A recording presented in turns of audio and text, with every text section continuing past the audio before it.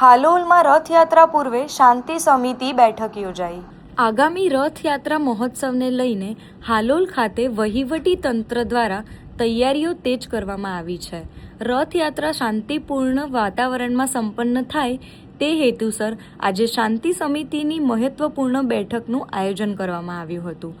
પંચમહાલના in charge police અધિક્ષક સફીન હસનની અધ્યક્ષતામાં યોજાયેલી આ બેઠકમાં પોલીસ અધિકારીઓ, વહીવટી તંત્રના પ્રતિનિધિઓ, શાંતિ સમિતિના સભ્યો તેમજ આગેવાનો ઉપસ્થિત રહ્યા હતા।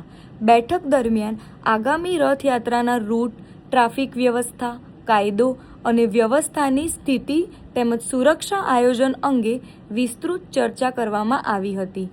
બેઠકમાં રથયાત્રા દરમિયાન કોઈપણ પ્રકારની અડચણ કે અસામાજિક પ્રવૃત્તિ ન બને તે માટે જરૂરી તકેદારી રાખવા, સંવેદનશીલ વિસ્તારોમાં વિશેષ ધ્યાન આપવા તેમજ પોલીસ અને આયોજકો વચ્ચે યોગ્ય સંકલન જાળવવા અંગે ચર્ચા કરવામાં આવી હતી।